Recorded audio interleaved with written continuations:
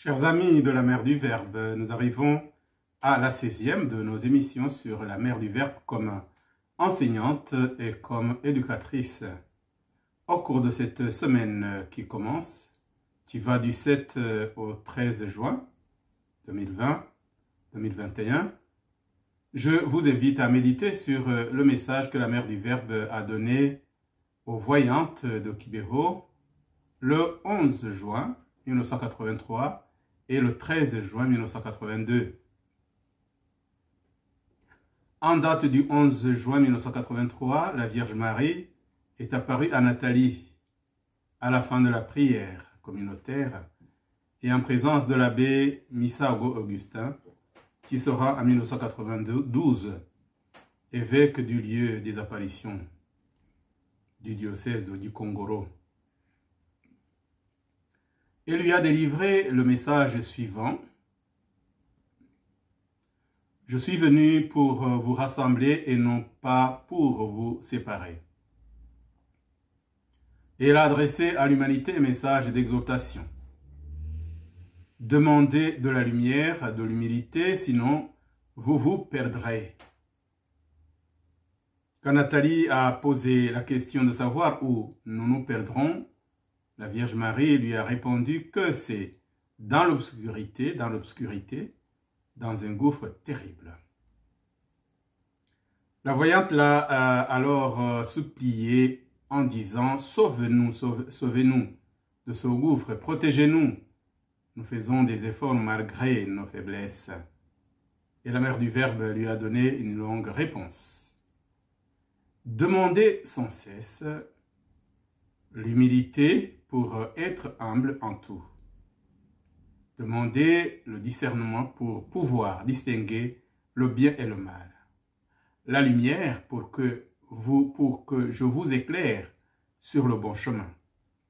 La force pour que vous puissiez vaincre tout ce qui vous tente.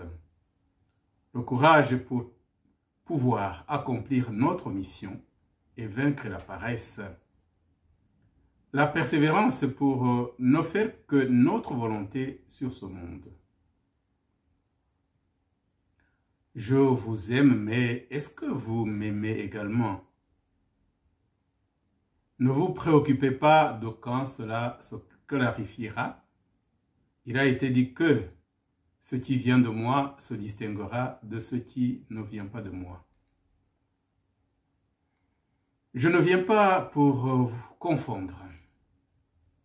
Je viens pour rappeler ce que vous avez oublié et puis je viens pour vous avertir. Soyez attentifs, car je viens pour votre unité, mais non pour vous diviser. Quand un enfant s'est égaré, ce sont ses parents qui en souffrent. Je souffre toujours à cause de votre mauvaise conduite. Vous lassez-vous? Vous lassez-vous? Vous lassez-vous? Est-ce que vous doutez? Est-ce que vous doutez? Est-ce que vous doutez? Gardez-vous les yeux ouverts. Vous levez-vous? Vous lavez-vous? Vous sombrerez dans une grande obscurité, dans un gouffre terrible. Celui qui accepte la lumière, ma lumière, ne trébuchera pas. Vous les hommes de la terre, vous avez besoin de beaucoup de choses, mais si vous étiez conscient de votre pauvreté, vous nous demanderiez avec beaucoup d'humilité, tant en tant qu'homme de la terre. Soyez humbles, simples et patients quand vous nous demandez. Nous trouvons ce message dans le livre d'Hildegard Ofita Mahoro. À Kibeho, la Mère du Verbe nous parle de la page 119 à la page 121. En date du 13 juin 1982, la Mère du Verbe est apparue à Nathalie et lui a parlé du chapelet de cette douleur. Elle lui a fait connaître et comprendre la manière de réciter ce chapelet, en lui expliquant qu'elle a vécu un nombre de douleurs dépassant 7. Les 7 qui sont récitées sont les plus grandes d'entre elles. Pour donner une plus grande valeur à ce chapelet, la personne qui la récite doit compatir avec Marie et prendre ses douleurs pour sien. Il faut accepter de souffrir et transférer cette situation sur soi-même.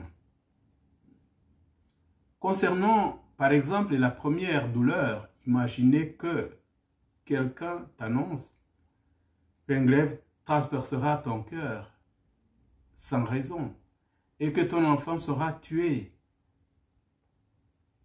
La Vierge Marie explique à Nathalie qu'en ce moment, son cœur s'est déchiré en deux. Marie a continué de cette manière à expliquer les autres douleurs qui ont suivi.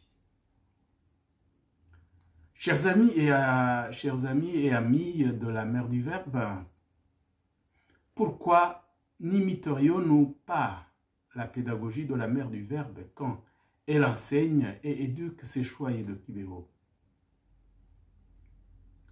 Constatons la fréquence de ces visites, surtout pendant l'année 1982. Constatons l'importance de la répétition. Vous lassez-vous, vous lassez-vous, vous lassez-vous. Est-ce que vous doutez? Est-ce que vous doutez? Est-ce que vous doutez? Gardez-vous les yeux ouverts. Vous levez-vous, vous lavez-vous. Eh bien, ce que la Vierge Marie répète 3 fois pour que l'enfant le retienne est généralement quelque chose de vital pour la vie de la foi. Ne pas se lasser, ne pas se douter, se laver dans le sacrement du pardon ouvrira les yeux, vous ouvrira les yeux sur les événements qui vous arrivent et vous décidera quel comportement vous avez à adopter. Les parents devraient être interpellés par la vie relationnelle de la Mère du Verbe avec ses 3 enfants de Kibeho. Combien de fois dans la semaine ou dans le mois, je prends soin de parler avec mes enfants pour leur transmettre des connaissances et leur inculquer des valeurs de notre culture ou de notre religion. Est-ce qu'actuellement, beaucoup de parents parlent et expliquent à leurs enfants les vertus de morale, les vertus morales d'humilité, de persévérance, de force, de clarté, de courage, de discernement? Savons-nous compatir à la souffrance de l'autre? Est-ce que la manière dont la Mère du Verbe a vécu ces différentes douleurs nous interpelle sur la manière dont nous vivons nos souffrances? Ces souffrances ont été vécues sans haine ni amertume. Est-ce que cela est pareil pour chacun et chacune d'entre nous? Dans tous les cas, je vous invite à méditer sur ces enseignements et sur la Mère du Verbe au cours de cette semaine et surtout le vendredi 11 juin et le dimanche 13 juin. Merci de votre aimable attention et à lundi prochain.